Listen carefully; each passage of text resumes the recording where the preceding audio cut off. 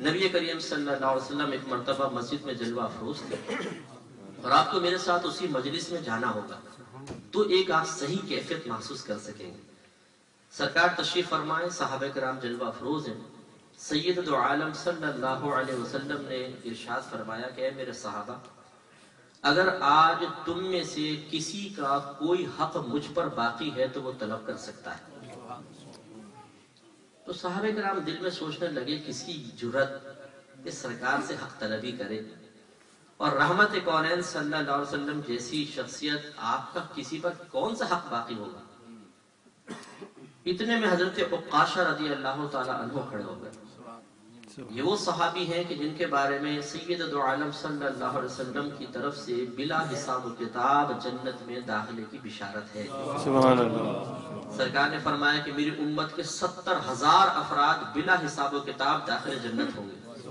تو حضرت عکاشہ رضی اللہ تعالیٰ نے کھڑے ہوئے عرض کی رسول اللہ صلی اللہ علیہ وسلم آپ دعا فرمائیے کہ اللہ تعالیٰ مجھے ان میں شامل فرما لے۔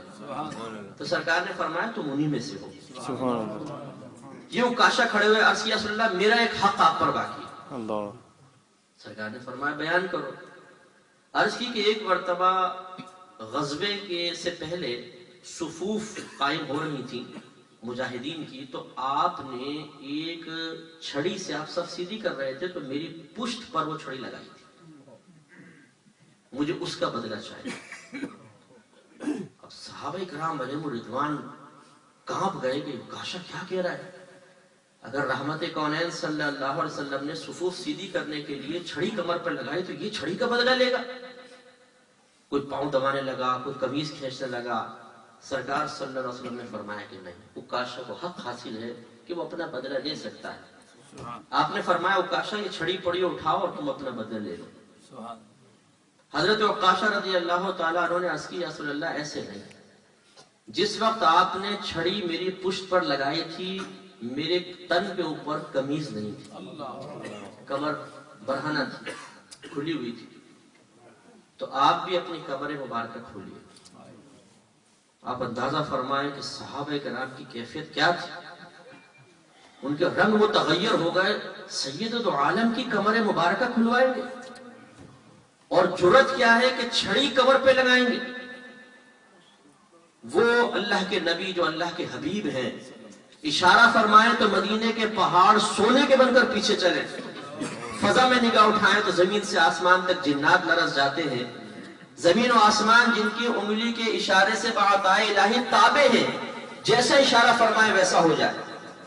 اور عکاشہ یہ کہہ رہا ہے کہ قمیض اٹھائیں۔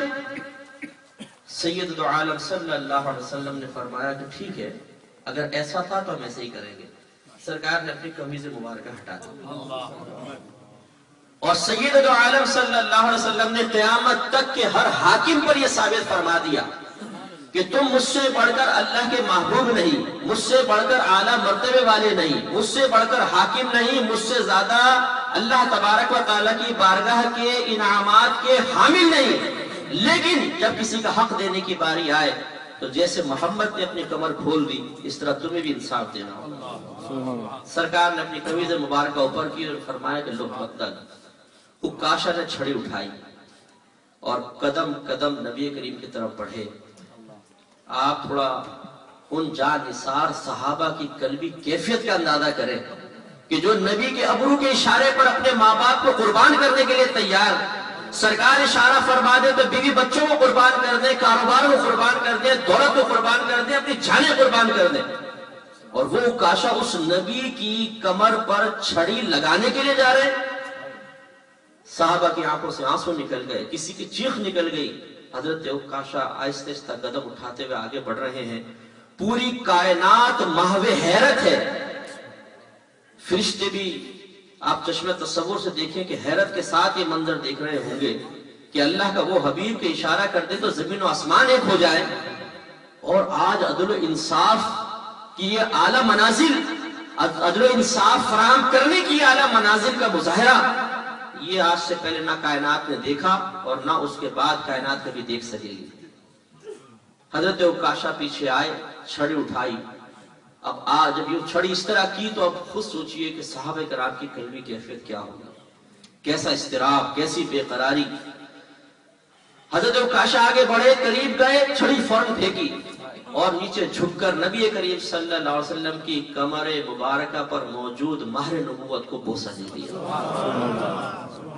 اور عرض کیا رسول اللہ صلی اللہ علیہ وسلم، عکاشہ کے ماں باپ آپ پہ قربان ہو جائیں، عکاشہ کی یہ ہمت کہ آپ کی چھڑی لگائے۔ اللہ یا رسول اللہ صلی اللہ علیہ وسلم، میری یہ تمنا تھی کہ کسی طرح آپ کی مہر نبوت کو بوسہ دے دوں، سبحان اللہ لیکن اس ناقص ذہن میں کوئی ایسی ترتیب سمجھ میں نہیں آئی کہ جس کے ذریعے میں اپنی اس خواہش کا اظہار کر کے اس تمنا کو پورا کر لیتا، سوائے اس کے کہ میں اس ہیلے کو اختیار کروں۔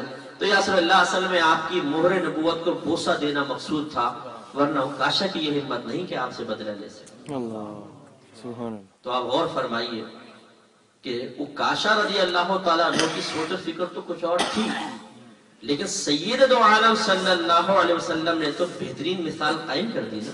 بے شک اب اس آیت پر آ جائیں، اللہ تعالیٰ نے فرمایا کہ تمہارے لیے ان نبی کریم صلی اللہ علیہ وسلم کی زندگی میں بہترین عملی نمونہ ہے۔ اس عملی نمونے کو فی زمانہ اختیار کرنے کی ضرورت ہے۔ سرکار صلی اللہ علیہ وسلم نے کوئی زیادتی نہیں فرمائی تھی، کوئی ظلم نہیں تھا۔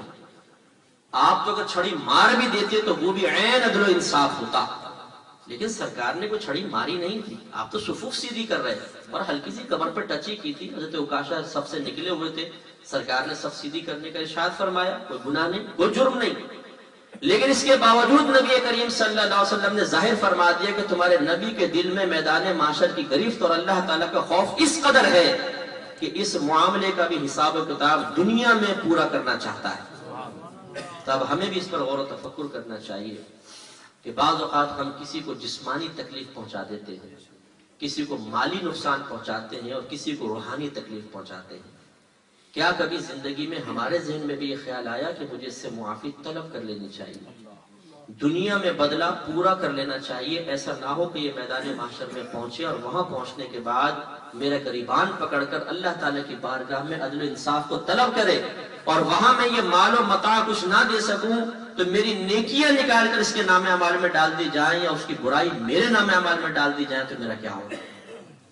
اس لیے صرف 10 منٹ میں یہ محاسبانہ سوچ کو تقویت دینا بہت ضروری ہے کہ غور و تفکر کریں کہ کبھی ہم نے کسی کو جسمانی تکلیف پہنچائی ہے۔ کوئی دوست بالغ ہو جانے کے بعد سے لے کر ابھی تک، صرف یو کے ماحول کو نہ دیکھیں، یو کے آپ کی اپنی زندگی کو نہ دیکھیں، آپ اگر پاکستان سے تشریف لائیں، ہندوستان سے لائیں، بالغ ہو جانے کے بعد 15 سال سے لے کر آج تک، کم از کم مطلب زیادہ سے زیادہ 15 سال، کیونکہ بلوغت کی عمر زیادہ سے زیادہ 15 سال ہوتی ہے، 15 سال کے بعد ہر شخص لازم بالغ ہے۔ تو غور کریں کہ کسی کو مارا ہے، کسی کو پیٹا ہے، اگر ایسا ہے تو اللہ کی بارگاہ میں توبہ کرنے کے ساتھ ساتھ اس شخص کو راضی کرنا بھی ضروری ہے، اس سے معافی طلب کرنا بھی ضروری ہے، اس کو بدلے کی آفر کرنا ضروری ہے کہ بھائی آپ بدلہ لے لیں، میں نے غلطی کی ہے۔ اور اس میں ہر ایک کو سوچنا ہوگا، دوست کو بھی سوچنا ہوگا، اس شوہر کو بھی سوچنا ہوگا جس نے اپنی بیوی کو کمزور اور حقیر سمجھ کر مارا پیٹا ہے اور بغیر کسی شرعی وجہ